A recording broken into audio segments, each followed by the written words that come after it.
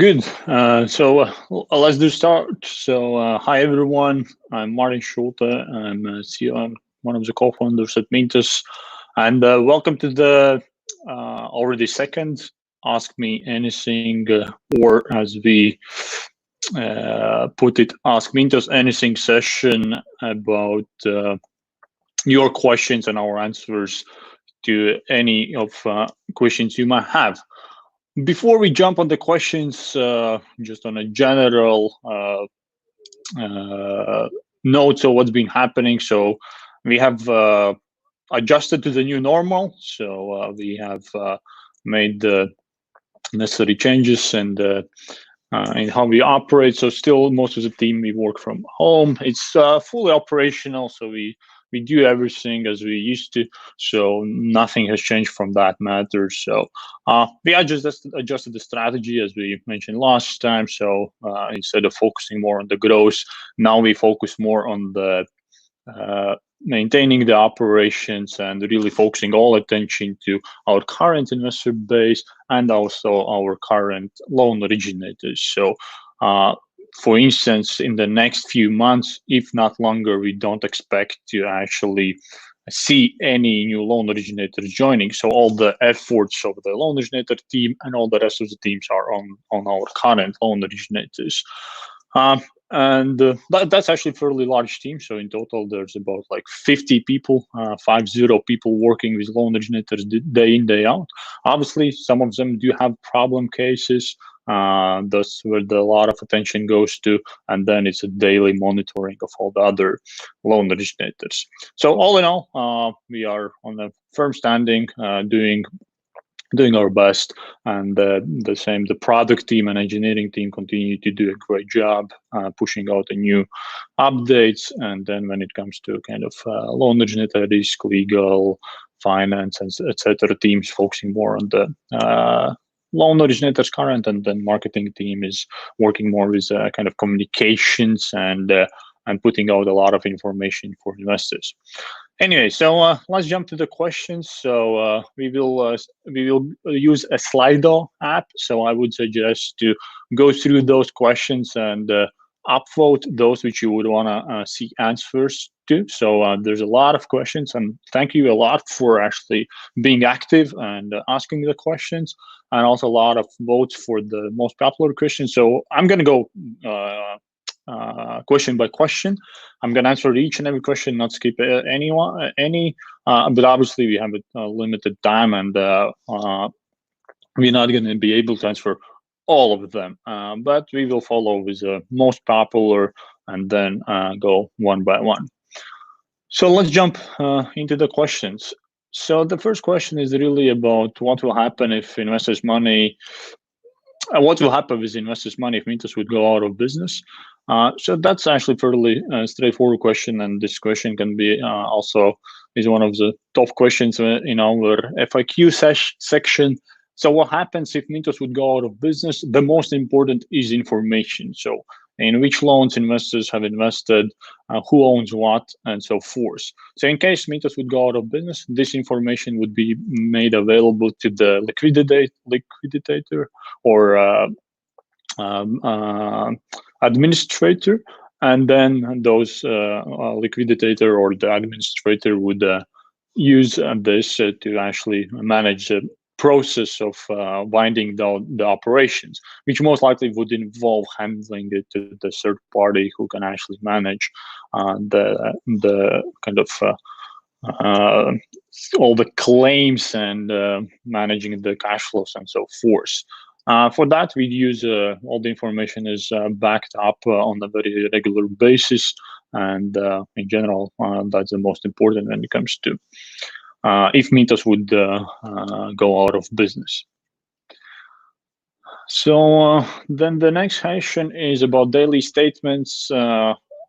Basically, that for a couple of months, some investors are claiming that they do not receive correct daily statements, and can we make sure that this issue will be fixed?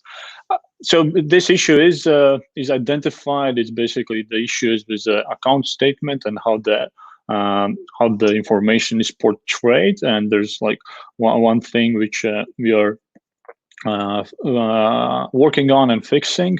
It obviously involves a lot of kind of historic data as well, but as far as I know, it's already tested and should be put in production already this week. And then the historic kind of statement should be adjusted accordingly. It affects like a very minor part of transactions, but this issue causes that the daily statements, basically what is in account statements for some investors might not be what is consistent.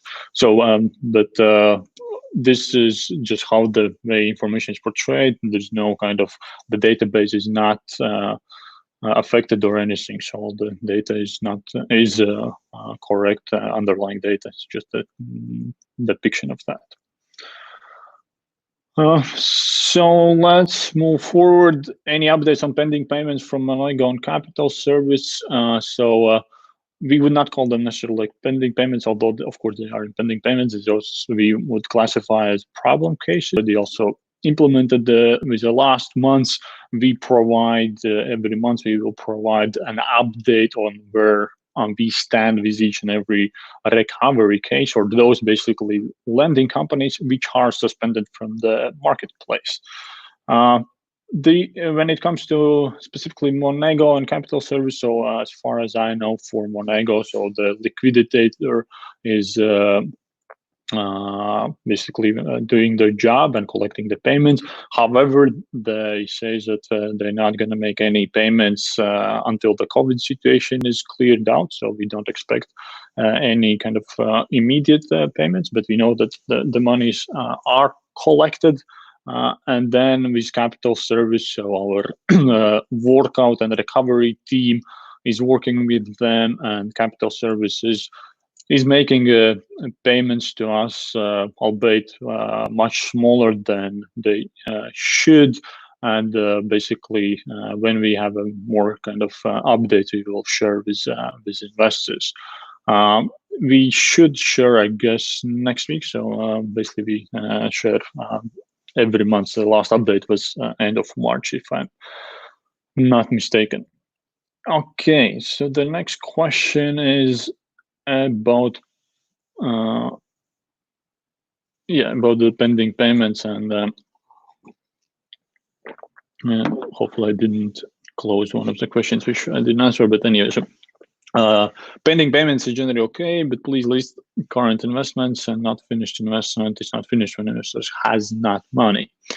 So with the pending payments, so the thing is that it's two different kind of statuses. One is a status which is with the borrower, and then this is finished. The borrower has repaid the money, and the money is actually with the loan originator. And then the pending payment is this money in transit. When the loan originator has to transfer what they have collected, they have to transfer to us. So it's actually two different statuses. And while like technically and well practically, we investors of course receive money only when it is on their bank account or the Mintos account, we have to sort of differentiate between the two statuses. There's a few reasons. One is actually that if we would put that only when the money is on the loans are current and all the payments are basically accounted and statuses are according to when the money is on investor accounts, then it's actually the problematic is how we do accounting for the interest rate, because obviously when the loan is finished, there's no more interest rate. So borrowers have made all their payments, the interest rates have been collected, and then it's just a matter of transferring that money from loan originator to us, which if it happens in 7 days is usual. So that's something in general actually we expect it to happen like in 3 to 4 days. Now in some cases we see that the loans just take longer to transfer, and some of them are actually then move into kind of the problem cases because they cannot manage to transfer. But in general, so if it's longer, then the investors receive interest from the loan originator. It's not from the borrower anymore. So there's a difference between status. So while we see what investors mean by that, and we understand, of course, that the money is only when it is in the account. This is, in our opinion, the best way to show those investments. And then there's the next question is about the shocking news about how Mintos handled the Finco Works crisis and your conflicts of interest. What will Mintos learn and improve to build lost trust? I'm not sure what is meant by shocking news, so we don't think that there's been anything specifically kind of shocking, what we would describe as shocking. So basically, we believe that we did a rather good or like ordinary job or standard job when it came to managing the situation.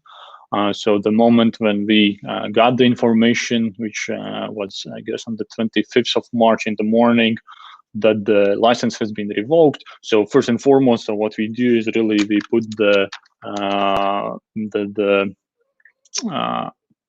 we suspended the loan originator so that the new investors cannot invest in the loans which are placed on the marketplace. And then I think about the conflicts of interest is we have been putting on the market on the website that some of the equity investors overlap with Finco. That hasn't been a secret. And it's obviously might seem that it's kind of a lot of conflict of interest, but in reality there's very little. So basically, when we say also when we have the equity overlap of investors, and also when people look in those ultimate beneficial owners. So for instance, when we look at ultimate beneficial of owner, which is Mr. Agus Gessenfeld when it comes to Mintos. So sure, we have to report those which own like more than 25% of the company, and that is definition of ultimate beneficial owner. But then actually he has less than 50% of the Mintos, and the same goes about the Finco. So he has actually less than 50% of Finco. So this conflict of interest is actually much less than people might imagine. And even then, so with all the loan originators with which we have some affiliation, so all of them, we treat all the loan originators exactly the same. We follow the same procedures, we apply the same standards, so there's not really any kind of difference when it comes to the conflict of interest. So in general, I think we handled the situation as good, well, given the circumstances as we could, from kind of protecting the investors who didn't know about the revocation and basically suspending, and then also working on the subsequent kind of work on how it's going to go with the collections going forward, where we actually engage the local legal advisors when we were in constant dialogue with the Finco group and so forth. So in general, I think obviously we always can learn, but I would say that we handled it good. So the next question is, how can we operate without the payment license today? Who is doing your transfers? This is EU law, Bondora, etc. has this. So basically what we have, so it's at the very beginning when we did the legal research, so we were relying on the one of the exemptions for the payments, and that worked well until certain kind of volume. And then once we kind of have been over this volume, so then we also reassessed that, and that's also the reason why we are applying for the electronic money institution license. So electronic money institution license will be our own license, and that's going to allow to continue allowed to kind of work with the payments in the EU. So that's how we approach the payment. So we use a lot of different payment providers today. So we use banks to majority of the cases. We do also use some other electronic money institution payment providers. So there's a bunch of different players. But meanwhile, we are also applying for the electronic money institution license ourselves, and we submitted the application, and we should actually get the response in a few months' time. Okay, so the next question is why did you pretend that Finco situation is all good during the last session if obviously they already were in trouble with the Central Bank of Armenia?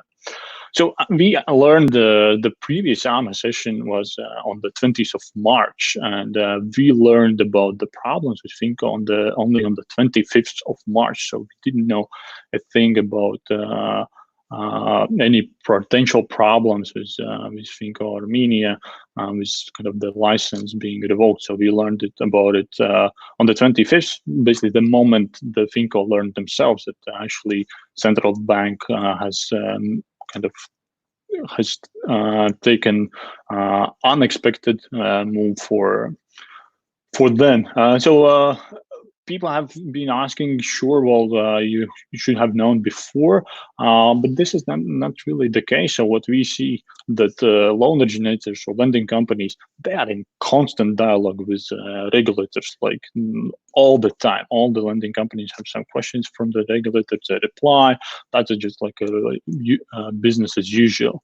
And then also for Finco, so when we talked with them, they said, well, we have had received those letters from the central bank, similar type of like in the previous years. It's nothing extraordinary. It's just they inquiring how we treat certain kind of balance sheet items. So that was a constant dialogue between them.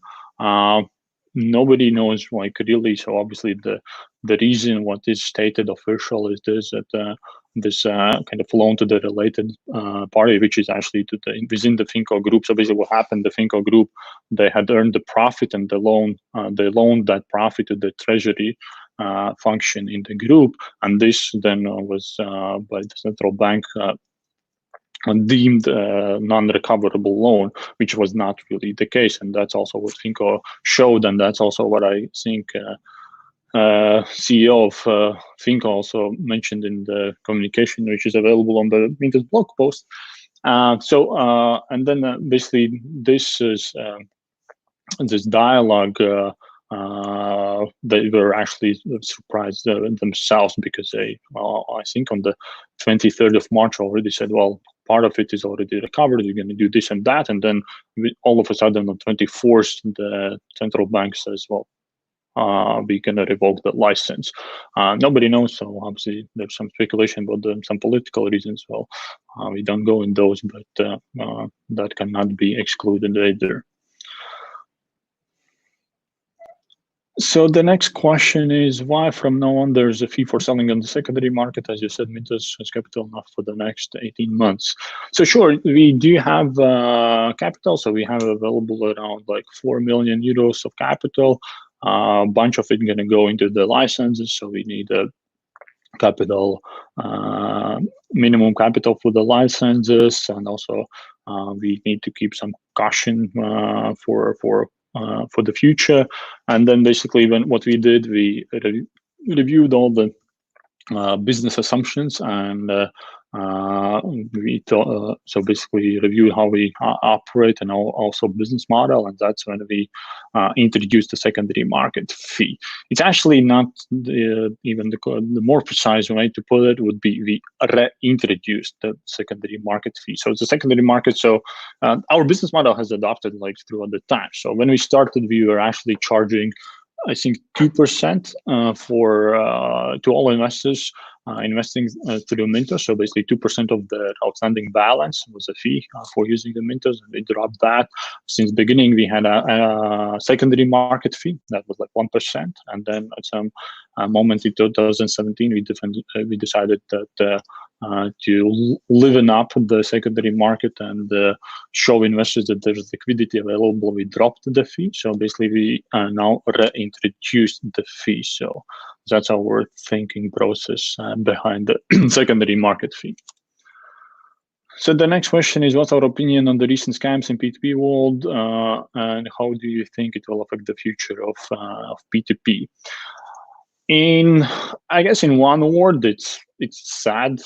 It's really sad to see those cases, and obviously I cannot speak about like exact cases, and they are still allegedly kind of scam cases, and we would leave to the the decision on if there's scams or what's going to happen to the kind of official institutions. But when it comes to what's gonna be the effect of the platforms, and I guess it's not on the platforms but on the P2P, I guess, and it's going to definitely change how investors look at the platform. I guess first and foremost, what is sad is just to see how, I would say, little. No, the first and foremost is that it's sad to see the people losing money. That's the saddest part of it. So, or potentially losing money. But then the second, which is also sad and in a way heartbreaking, is just to see how and to realize how little investors have done on the due diligence of the platforms. So some of them, if you ask me, I would, some of the names, when I go on those platforms, it takes me like 3 to 5 minutes to realize I'm not going to touch it like at all. It's just like a red flag after the red flag. And then to see in the cases when investors, after some of the news popping up, then actually in 10 minutes or 15 minutes, they can do the research and realize that loan originator is non-existent, or there's some shady kind of people behind, which begs the question why investors didn't do that before investors. So it's a bit kind of sad that kind of investors really maybe didn't pay that much attention.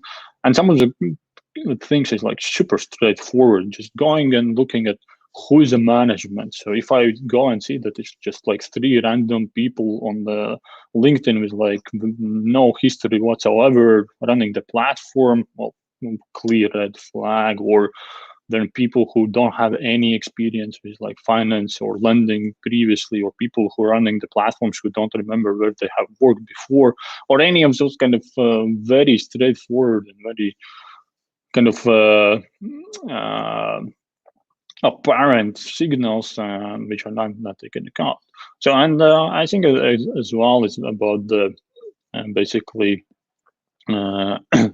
looking also what type of loans are provided. So all the small business loans, all the kind of development projects, they are notoriously like difficult to originate. So, and if somebody comes and they do the kind of claims super unrealistic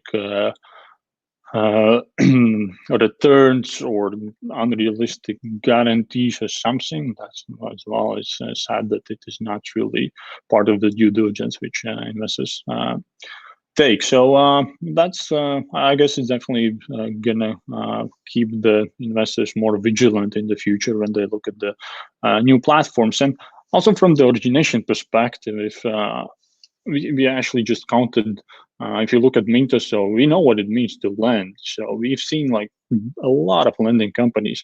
And if we see the platform where there's like 0 delays, it's like impossible. It's impossible that there's no delays in the borrowers making the repayments, and everything is actually going as a clock, is really the kind of another red flag that something is perhaps not right there. And when we see that there's like platforms which I don't know, even to the extent when investors are investing in loans which they don't know who has originated them, what are the loan originators, it's really heartbreaking to see those cases. But I think these cases can just basically raise alertness among investors, and also just from the perspective of how many people are involved in origination. So when we look at our originators, so what we actually counted recently is in total, our loan originators, they employ 23,000 employees,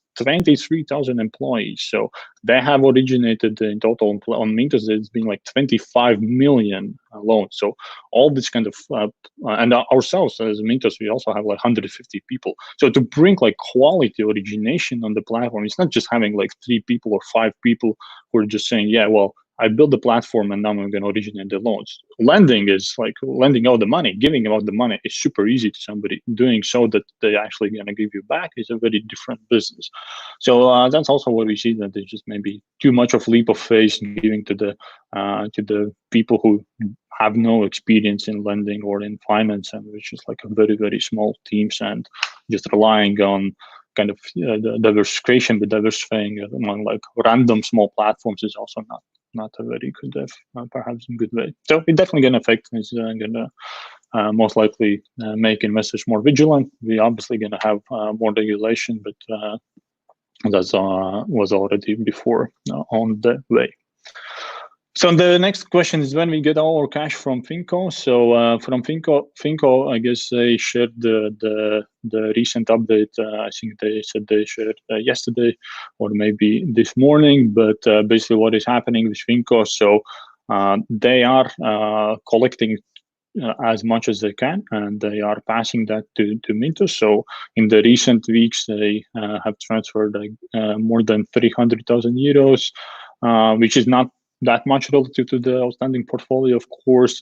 And then they also rebought all the forward flows, or basically we didn't extend those forward flows. So the investors had already put the money in the forward flows, and the underlying loans were kind of assembled, but then that money which was put in forward flows were actually returned back to investors as well.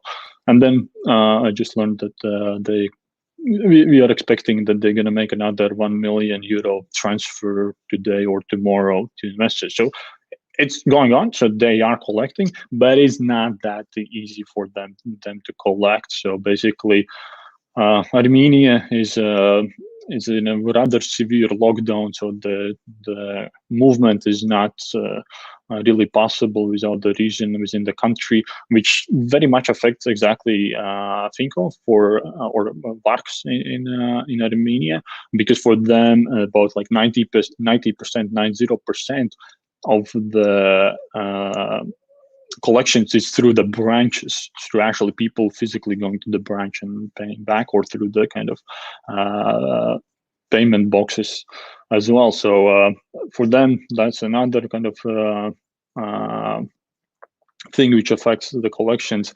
And then also finally, this central bank of Armenia, so they are very much following to all loan originators, but specifically Varks, who is in liquidation, and they do not allow to contact the borrowers for the next few weeks, and they also impose that the loans has to be extended and without any kind of penalty. So what we see with Finco, so from the information what we have so far, then it's from the information what we have so far, we will and based on the kind of Finco assessment as well. So there's a rather good chances of recovering all of the outstanding portfolio. And the thing is that with a revocation of license, it doesn't mean that the outstanding portfolio disappears. So the thing with the license is that they cannot lend any further. So by itself, actually, revocation of license didn't really affect those investors that much who had invested before. Obviously, it affects the business, so and then kind of going concern of the business, and that's where the liquidator comes into the place. But here as well, Varks actually managed to put their previous in collaboration with Central Bank of Armenia, they agreed to put their kind of previous management, so that helps with collections. And then it's basically most likely that what we see based on communication with Finco is that it's just going to take longer to recover or to collect those payments with all the extensions and so forth. So it can easily take up to the year to get the exposure at this revocation back to investors. But so far, we would say that based on the facts we know, we are reasonably comfortable to say that the investors get their investments back. So next question is, are the loan claims and collateral pledge kept separate from originator's insolvency assets in case of originator bankruptcy in the direct structure? So it's in the direct structure is actually when the investor invests, they actually obtain the claim rights, and that's already when I have a claim right, it means that the borrower owes money to me as an investor. So in that case, this asset is already separated legally from what is from the loan originator. So in that case, in direct structure, then legally the investor actually holds the asset. Okay, and then the next question is what the situation with Finco works. This we covered already. The next question, why was it communicated that Finiter will cover all Monego loans? Well, now Finiter is not covering these loans, however, both parties related to Mintos. So Finiter, it was communicated that they're gonna cover certain obligations, so part of the payment. So initially when it wasn't clear that the liquidator will come in and how much they're gonna work on that, so they transferred a few, at least one, or I think maybe a couple of payments to us, and then afterwards we relied on working with the liquidator. So now the liquidator, they already transferred 2 million euros to us, and they also continue collecting, and we know that the money has collected. So now the question is only when they're gonna transfer the next tranche to us. And then if it's then we have to look how it goes with liquidation. So and then assess where kind of we have to kind of ask Finiter to step in. When it comes to what is how are both related, so again, this is also available on the website. So there is some overlap with equity shareholders, and similar to kind of Finco case, we have to be careful in kind of saying that it's kind of belongs to kind of one shareholder or something, which is really not the case. It's for us as a Mintos, it's like a very different shareholder structure. For Finco, it's very different shareholder structure. For Finiter, so it's a different shareholder structures, and the relation is really this kind of equity investors, which we raise from money they have also invested in Finiter. So the next question, how long we will pay for sales on the secondary market? So we don't have any plans to take to kind of take down the fee. So in general, we believe this is at least for the time being the current business model gonna involve the secondary market fee.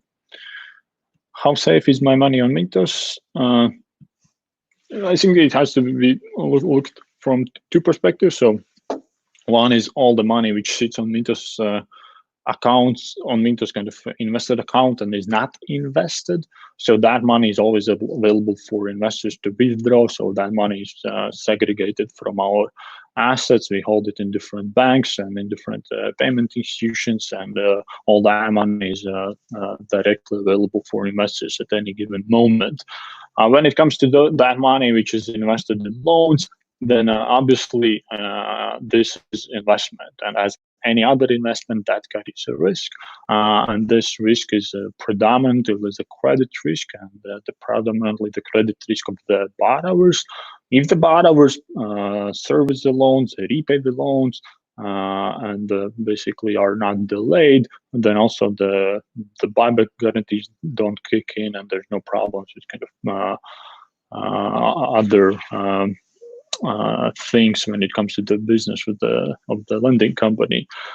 And this investment risk, well, as is any investment, and we've been upfront with that from day one, is that it carries a risk, and it is the capital is at risk, so it should not ever be considered as kind of similar to deposit or something. So it is investment under the risk, and there is, of course, the interest rate goes hand in hand, or the yield, to be more precise, goes hand in hand with the risk assumed. So the higher the interest rate, usually the more risk there's involved.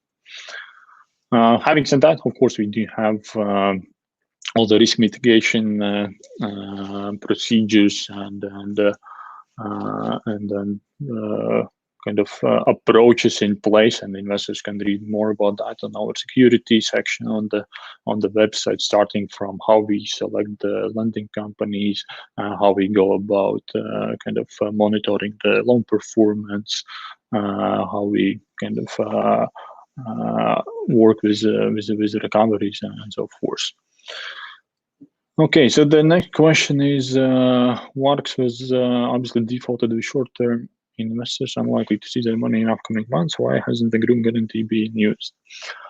So about the group guarantee, so the group guarantee is obviously, so the guarantee is not, the guarantee is only as good as a guarantor. So whenever we come in those cases when there's a recovery case or there's a kind of problem case, we have to actually weigh the two options. So one option is to, of course, enforce the guarantee, and also in FinCo, okay, so we could enforce the guarantee, but that would clearly yield much less in recoveries than if we would not enforce it. And basically, because if we enforce, for FinCo, Varks was a cash cow, so that was the main asset of the FinCo group.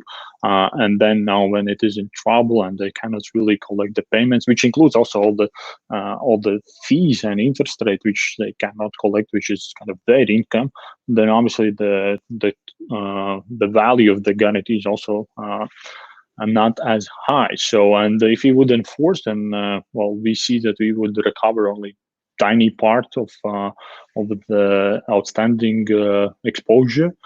So we believe that at this moment it's much better to kind of work with the FinCo, and we see a clear plan, and they are executing in that. Of course, it's not easy because of all the restrictions what are in place, but we see that the expected value of them being actually in charge of the collections and maintaining the operations and kind of working through the portfolio is much higher than just enforcing the group guarantee, which then eventually could put the FinCo, because they would not be able to cover all the outstanding kind of liabilities, would put them in the bankruptcy, and then that would also affect not only the investors who invested in Varks, but it would affect also investors who invested in Ukrainian or Russian loans as well. So this group guarantee, for that reason, has not been enforced at the moment. And this is what we do is in every case. So there's a guarantee, but we also have to look at the guarantee.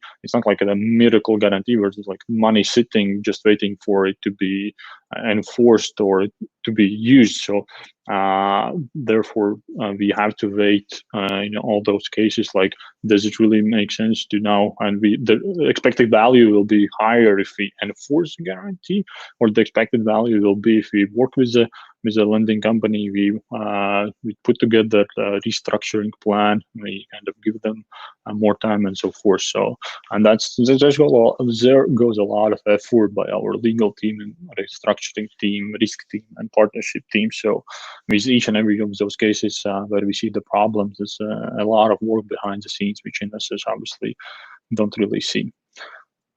So then the next question is about the status with investment firm license and electronic money institution license efforts.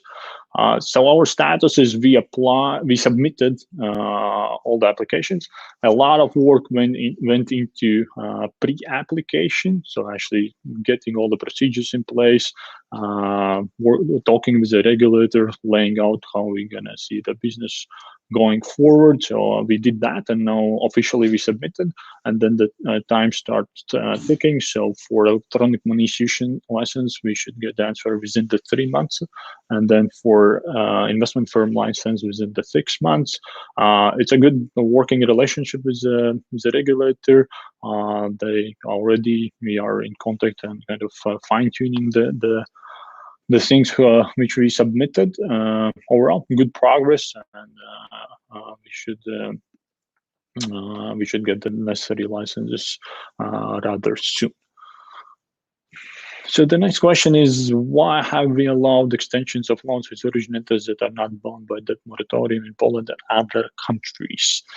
So extensions, first of all, I think there's a bit of misconception when it comes to extensions.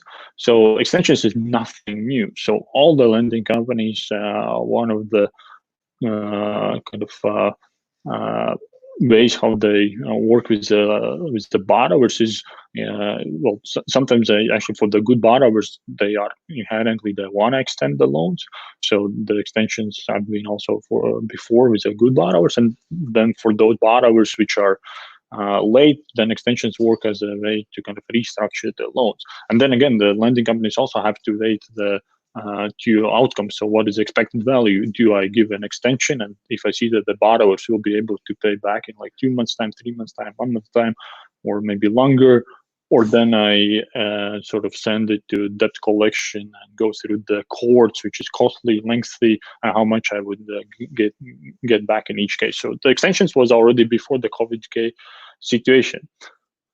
Some of the lending companies, they did have extensions enabled on Mintos. So when they extended the loan, they sent in to us that the loan has been extended, and that was depicted on Mintos. For some lending companies, they hadn't enabled that, and they basically, I would say, they just hadn't kind of spent time on their side on API and didn't send that information. And then this is what happened in the COVID, when they realized that, okay, actually a lot of loans are extended, and then it doesn't work anymore that I buy back the loan myself and then put a new loan, because of course the investor demand is also much lower. So they can basically end up with a situation when they actually buy back the loan when all the loans are still outstanding with the borrowers, and obviously they can do it only to that much to that extent. They cannot do it indefinitely because the balance sheet is only that strong. When it comes to extensions to kind of loan originators which are not bound to moratorium, so this is also the same as with moratoriums. It's easy. So basically, the countries impose the moratoriums. When if not moratorium, we still see, like in Poland, a lot of borrowers come to extend the loans, and also the loan originators agree to extend them, or they offer them extensions. So it's not necessarily there has to be moratorium to see that a lot of loans are extended. And if those extensions would not be depicted on Mintos, so say, for instance, I don't know, there's a loan originator in Poland with a 10 million outstanding balance of the book.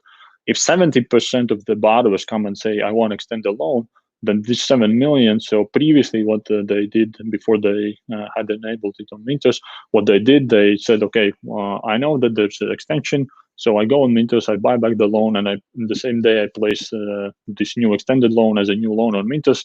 And it worked well when there was sufficient investor demand. They funded, and they never thought about kind of extension as a kind of a potential problem. And now if 70% comes and they would have to buy back, say, 7 million of this 10 million portfolio, and this is still money outstanding with the borrowers, obviously they don't have 7 million just sitting on their balance sheet. So the money, so they end up in a situation where they actually are buying back the loans, and when the money is outstanding with the borrowers, which then would lead, again, if we would enforce that would lead to them going bankrupt, and basically very dire situation to investors if those extensions would not be depicted on Mintos.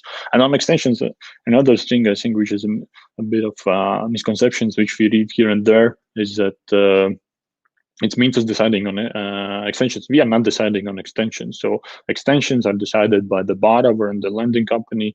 The borrower comes to the lending company, they both agree, okay, this loan is going to be extended, and then they make decision to extend the loan, and then it's just a matter of depicting it on Mintos.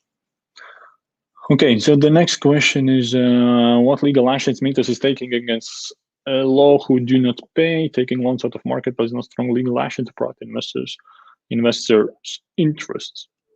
So first, yes, whenever we see that there's a problem, potential problem brewing. So what we do, we suspend. So we suspend so that investors who are not aware of the situation, they don't invest in loans which are under risk. So that's first and foremost. And then afterwards, there goes a lot of work with a specific lending company. So first and foremost, so what we do, we spend time on understanding the underlying cause of the kind of late settlements and what is causing that, and only then we look at the potential uh, potential solutions. And legal is one way to go about it, but legal is in many cases actually not the most efficient way, because if you go for the late settlement, and then the first thing what we do is, without talking with loan originator, without thinking about restructurings or anything, we just go, hey, okay, we go to the court, we're gonna recover the loan. So first of all the courts, which takes like a long time, all the fees and so forth. So and the basically assets which loan originators have is also kind of we have to evaluate those. And then in most of the cases, it's actually much less expected value than if we would work on restructuring. So that's what we do. We actually work with the loan originator to understand, okay, how we can structure if we can, and if they are cooperative, then we usually come to the terms and we can actually agree. If not, then yeah, sure. Then we always, and we have not been shy of going with the courts, and we've seen it with Eurocent case, we've seen with the Rapido case, and with others, so where we go to the courts as well. But as we see, those cases take long. They do take long.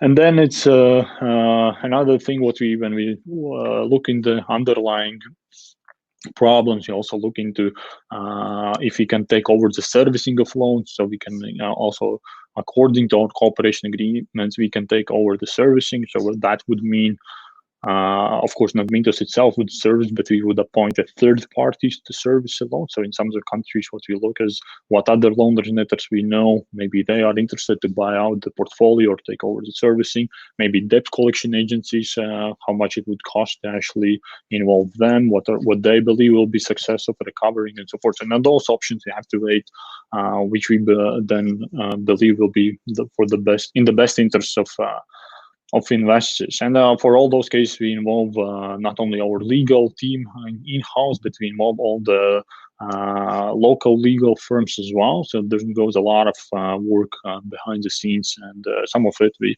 obviously do communicate to investors. And previously we did it on ad hoc basis. Now we're going to do it on kind of regular basis, those monthly updates. But there's also information which we cannot really put out in public, because it's kind of there's certain strategies from our team how we should approach it. And then of course the other side is also reading what we put out in public. So that's a note on legal actions. Okay, so the next is, will we add more graphs and statistics to Mintos in the future?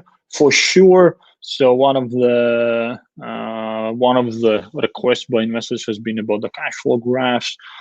So that's been already for quite some time requested by investors. So we are looking into working on that, and overall, so kind of looking at how we can depict information better to investors based on that feedback, but also based on what we see. So yeah, for sure, we definitely see it happening. What situation is capital service? They're not paying for more than months. This we already covered, and then we will share more with a monthly update. When will you provide API access to Mintos? So API access, we actually, before the COVID crisis, we already started working on investor API, but with all the kind of cost reductions and redundancy. So we actually put investor API on hold, and for now we are not working on it. But when everything goes back to normal, then we will restart straight away working on the investor API, so that investors have access to Mintos through API, and also maybe some other players. So where forward flows designed and implemented solely by Mintos team of this instrument was made in collaboration with some LO or on its specs request. So forward flow was designed by us. Forward flow is actually a fairly common way of funding the loans, especially in the US, especially by the institutional investors, and that's where actually the idea came and inspiration. So we looked at how it's done on institutional level. So basically, what forward flow means that as an investor, and well, in institutional investors are basically they go to the lending company and they say, okay, we commit that we're going to buy these and these loans for the next 3 years, this kind of volume and so forth. So that's also the idea behind the forward flow agreement, which we introduced first with Varks, and now we stopped also we stopped with Varks, but we also stopped with other lending companies which we already were in process, because obviously the investor interest is investor demand is lower, and we are using our efforts on other parts of the business. But forward flows you're definitely gonna have,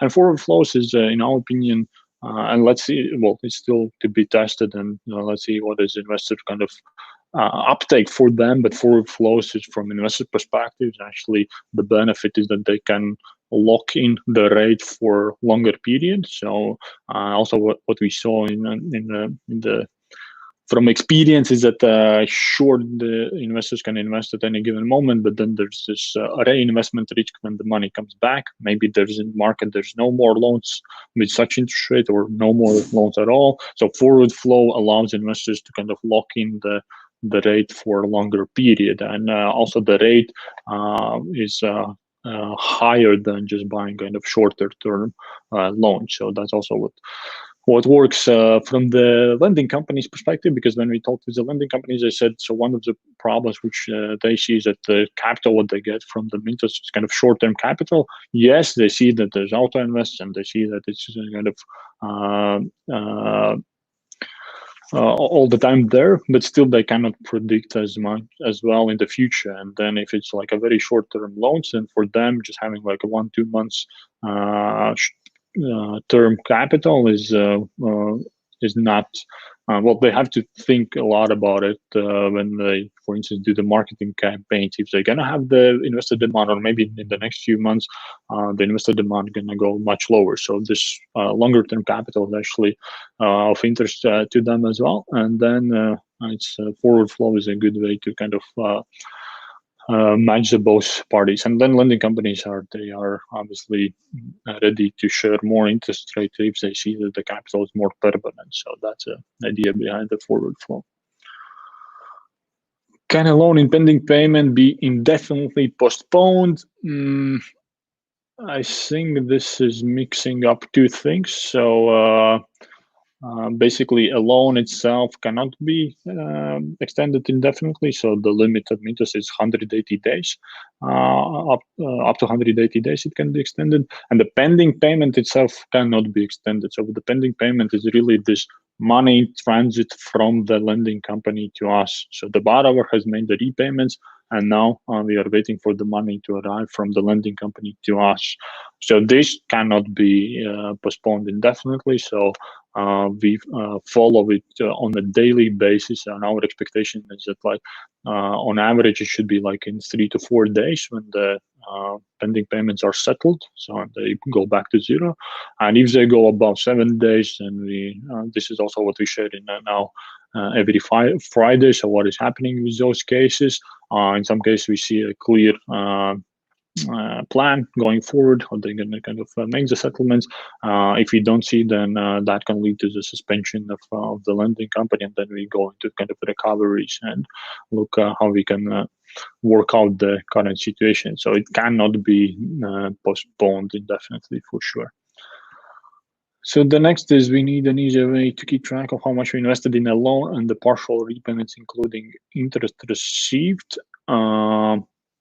Point taken. I'm not sure if I can sort of, if there's any question in there. So it would be also actually with all this feedback, the best is just to write it to support and those feature requests, lay out them specifically what investors are looking. So it's actually hard to understand exactly what is meant here. The next is, do we believe communications could have been better about the schedule extensions? Why did we not consult with investors before implementing? So we covered already extensions and how they operate, so that this is nothing new. So loan originators have been extended before. They make decision if to extend or not, and then that is kind of sent through API to Mintos. The question could have we why we didn't consult with investors. So it's actually that just purely from practical terms, it's a consultation. Sure, we talked with investors like sporadically here and there, asking what their opinion, but doing on a kind of massive scale. So we have like 300,000 investors. There are companies and like 64 different lending companies. So asking for each and every, not even going into like specific loan, like in the specific loan, there can be like thousands of investors as well. So it just from practical terms, we see it would be rather difficult. And also, yes, we saw that some platforms have done it, consultation, but then what we thought, okay, well, if you ask investors and only from 300,000 investors, say, I know, 10,000 or 20, or maybe, I know, 50,000 participate. So it's still only small part of the investors, and then what do we do with the other parts? So and it's just from purely practical terms would be rather difficult. The next is, how does Mintos want to prevent if after the crisis the buyers simply buy back the loans with high interest rates and exchange them for cheaper loans? So we don't allow lending companies to buy back the loans without the reason, and to place exactly the same loans at a lower interest rate. So that's we do not allow. What the lending companies, of course, can do, they can buy back the loans which are at whatever interest rate, and then place a new loans at the interest rate which is prevalent at that moment in time. Can it happen also when the crises are over? To some extent, of course, and that would be reasonable for the lending company if they see that they have other funding source which is much cheaper. Then they have the call option to buy back.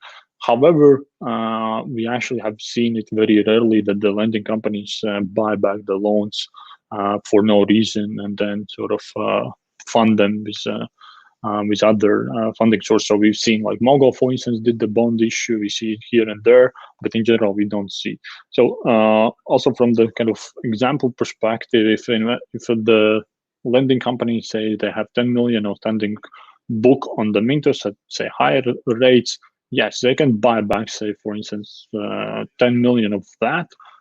But then they would not have a new loans to place on the Mintos, so they cannot really substitute those 10 million. So for those 10 million, they would need an additional funding source to actually fund them. And in most of the cases, actually, it doesn't come that accessible. So they don't have like that many kind of funding sources laying around. So in general, we don't see that this will happen too much. But of course, that can and had happened before, but it never can happen that they can buy back the the same loan and then place it at a lower rate. So next question is, allows change conditions without informing. Mogul Albania suddenly stops penalties, maybe even retroactive, just like a breach of contract. Please fix. Mogul Albania actually was, I think they shared with all the investors which were affected. As far as I know, there was some change in regulation in Albania, so that affected the way they actually work with penalties.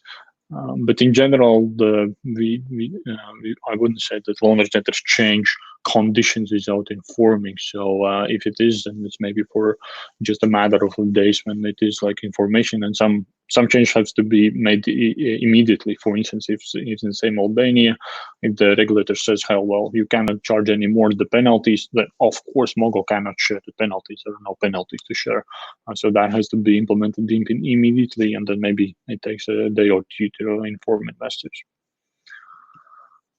So the next is why did we remove loans funded per month graphic from the statistics page? It didn't look good for April 2020. So far, it's a page only for pretty graphs. So we actually didn't remove any kind of information. We maybe obviously we removed the way it is one of the graphs, how it shows on a monthly basis, but on cumulative, the same information, and investors can easily see what has been funded in April. And April has been much lower, but then what we added is a graph of outstanding loans. And outstanding loans is basically those loans which are under management, so those which are current. And this is actually the graph which or the metric which we have been following internally. So we actually don't pay too much attention to the total volume. We do it just because it's a kind of industry practice, but this total volume in general, especially when it comes to short-term loans, can be highly misleading as well.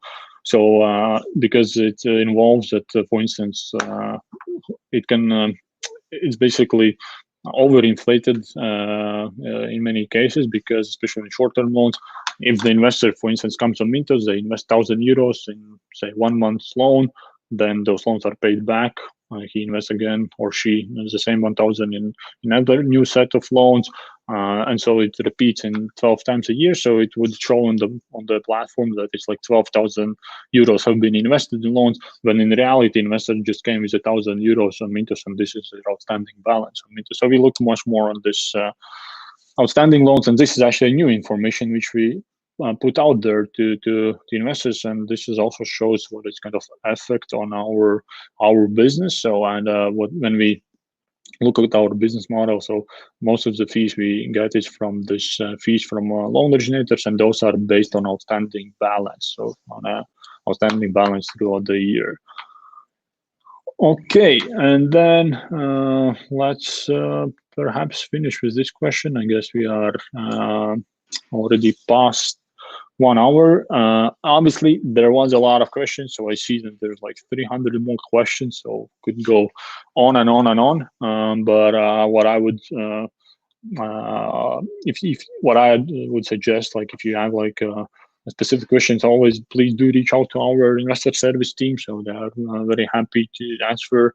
And well, at sometimes when there's a lot of demands, it might take a tiny bit longer, but in general, we have been able to maintain like high quality and timely answers to investors. And then also just follow our blog post, which is our kind of official communication channel, and every now and then we do follow what is happening on the many different forums, and also put some answers out there. Having said that, thanks again for tuning in. Hope it was interesting, and see you around. Thank you. Bye bye.